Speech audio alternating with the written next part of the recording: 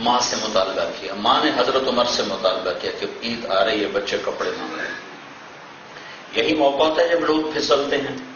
تو عمر نے فرمایا میرے پاس تو پیسے کوئی نہیں، پیسے کوئی نہیں۔ تو اب دونوں میاں بیوی سر جوڑ کے بیٹھے ہیں کہ بچوں کی خواہش کیسے پوری کریں۔ تو فاطمہ بنت عبد الملک کی ایک ترکیب آئی، وہ کہنے لگی آپ ایسا کریں، اگلے مہینے کی تنخواہ آپ ایڈوانس لے لیں، میں اس سے کپڑے سی لیتی ہوں اور گھر کا خرچہ میں گھر بیٹھ کے کوئی مزدوری کر کے پورا کر لوں۔ ان کا ہاں یہ ہو سکتا ہے۔ تو وہ تشریف لے گئے اور اپنے خزانچی کو بتایا، وزیر خزانہ مزاحم، کہا بھائی ہمیں اگلے مہینے کی تنخواہ ایڈوانس چاہیے، ہم نے بچوں کے کپڑے بنائے۔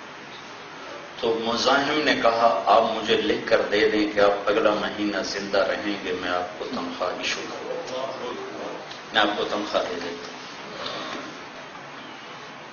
تو کہنے لگے اللہ تجھے روشن کرے، تو نے مجھے روشن کر دیا۔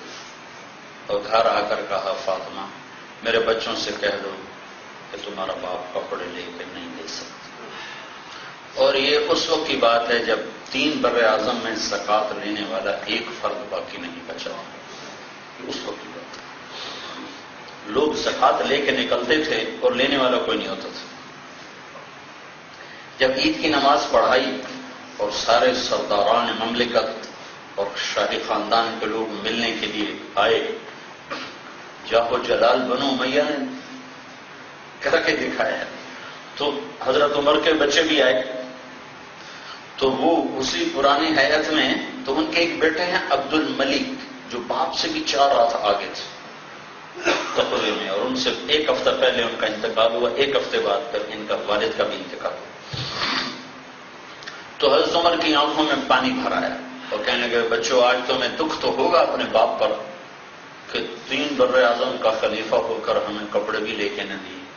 تو عبد الملک نے کہا نہیں امیر المومنین، آج ہمارا سر بلند ہے کہ ہمارے باپ نے خیانت نہیں کی ہے، آج ہمارا سر بلند ہے، ہمارے والد نے خیانت نہیں کی۔ حکومت ہے، 3 بر اعظم پر حکومت ہے۔ ایک دفعہ گھر میں تشریف لائے تو بچیاں ایسے منہ پہ کپڑا رکھ کے بات کرنے لگی، تو آپ نے بیٹیوں سے پوچھا بھائی یہ منہ پہ کپڑا کیوں رکھا ہو؟ تو گھر میں کام کرنے والی ایک خادمہ تھی، وہ رونے لگی، کہنے لگے امیر المومنین تو نے ساری دنیا کے گھر بھر دیے، تو تیرے گھر کا یہ حال ہے کہ آج تیری بیٹیوں نے کچا پیاز توڑ کے روٹی کھائی ہے، اس کی منہ میں بو ہے، اس کی وجہ سے منہ پہ کپڑا۔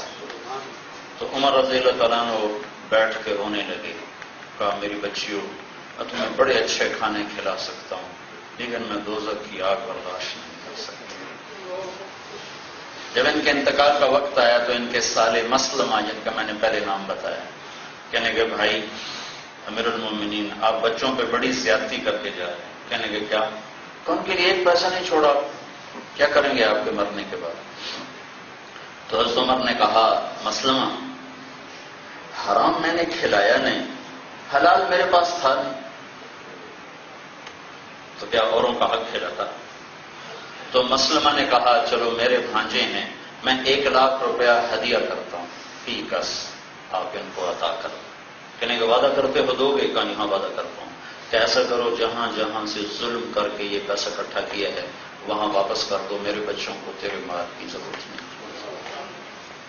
پھر اس کے بعد سارے بچوں کو بلایا، پھر کہا میرے بیٹو میرے سامنے 2 راستے تھے، ایک یہ تھا کہ میں تمہارے لیے مال اکٹھا کرتا جہاں سے بھی کرتا، خود آگ میں جلتا، دوسرا یہ تھا میں تمہیں تقویٰ سکھاتا اور خود جنت میں جاتا۔ میں نے دوسرا راستہ اختیار کیا ہے، میں تمہارے پیچھے آگ نہیں سہ سکتا، جب کبھی ضرورت پڑے اللہ سے مانگ لینا، اگر تم نیک ہوگے تو اللہ تمہیں ضائع نہیں کرے گا، اور اگر تم برے ہوگے تو مجھے تمہاری ہلاکت کی پرواہ کوئی نہیں ہے۔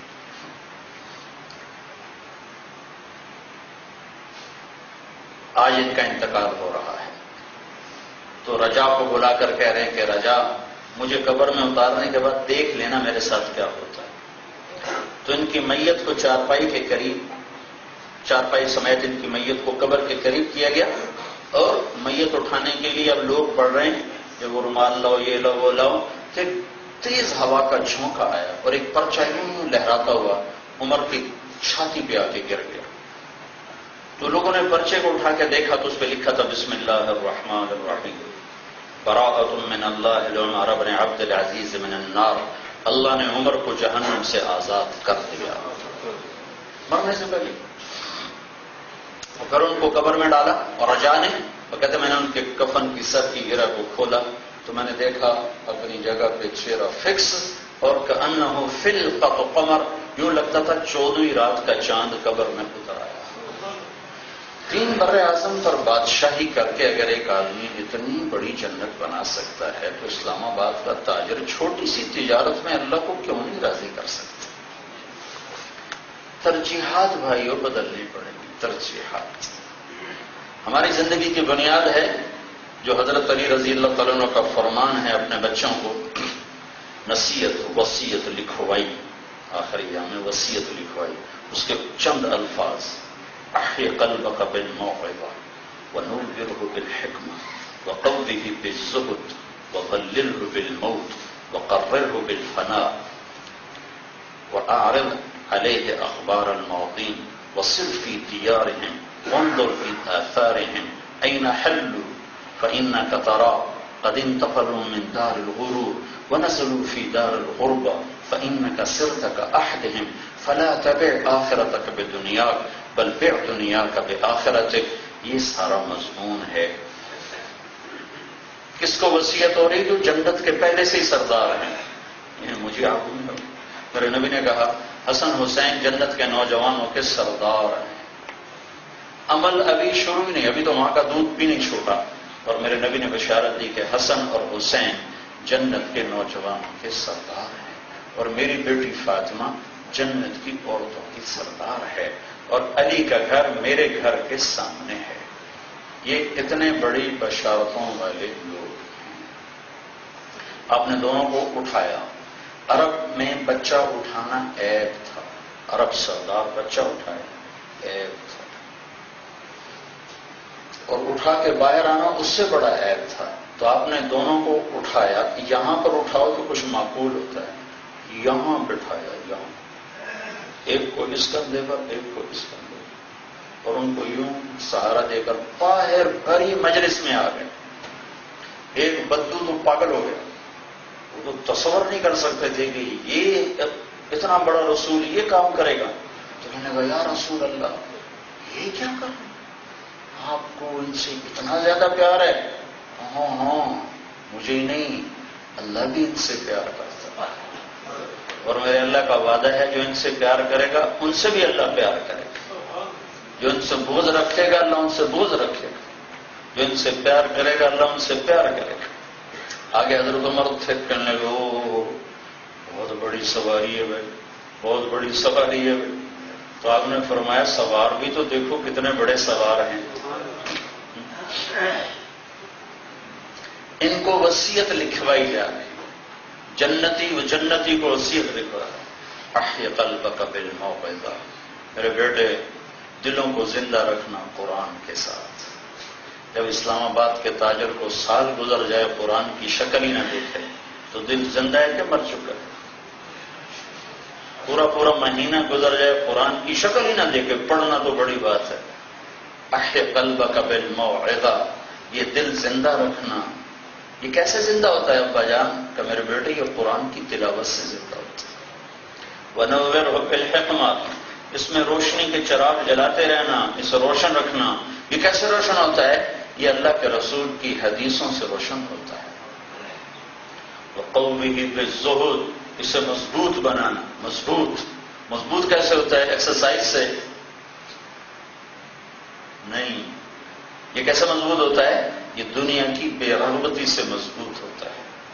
وَظَلِّلْهُ بِالْمَوْتِ، اور اسے موت کی یاد دلا کر اس پر قابو پانا، اس کو ذلیل کر کے رکھنا، تابع کر کے رکھنا۔